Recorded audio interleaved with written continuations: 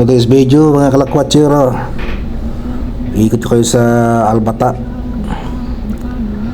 Friday ngayon pero wala pa masyadong traffic kasi alas 7 medyo pa lang ng umaga. So maluwag pa yung traffic kahit kabayan days ngayon. Ayan, dinaan natin yung Ministry of Finance pero actually sarado na yan. Diretso lang tayo ngayon bago pa lang umangat yung yung araw. Tanging mga kalapati pa lang na mababa ang lipad yung makikita mo sa kalsada. Ay, mababa ang lipad, mataas ang lipad pala. Ayan, lumipat na sila.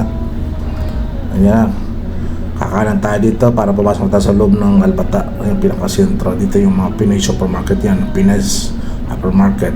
Ayan, ito yung Sana All, Sana Mall. Tapat niya yung Bellagio. Andyan yung nesto sa basement 1. Isa rin sa pinakamaraming customer ng mga Pilipino. May bago rin siyang tinatayong building na dito, bagong mall. Ito yung building 1 ng Bellagio Mall. Ayun, matanaw natin yung yung Riyadh Center building. Katapat niya yung Elite hypermarket. So meron isang dito, pasaway, medyo humara, at meron ding isang pasaway na taxi, green taxi. Yan, hindi na siguro alam na one way dito. Pasalamat ka, umaga pa lang kung alas 10 na ng umaga, yung takot-takot na mura yung abot sa mga nagtataksi dyan, sa mga ibang rider. Daanan din natin yung shots. Ito yung mga paborito talaga ng paborito ito ng mga Pilipino. Sariwa kasi yung mga gulay dito, tsaka isda. O yung Blue Ribbon, wala na. Saka sila nag-move.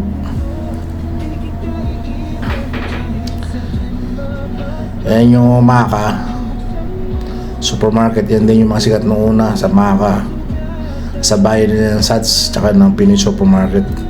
Yung Pinoy supermarket ngayon sarado na, yung pinalta ng Hanusar. Mukhang maaga rin nagbukas yung ating mga okay boys. Talagang masisipag pagka Friday. Ganyan yung itsura ng ng Albata pagka umaga, parang binunto. Ito yung Manila Plaza, yung old Manila Plaza. Wala nang umupa ngayon kasi nasunog dati. Ngayon parang natakot yung mga tao, parang may paparandang daw para daw may multo. Puso rin pala multo dito. So ayan mga kalakatsero, isang ikot na lang tayo. Pakita ko sa inyo yung Albata Road, kung ano yung itsura niya pag hindi sa traffic.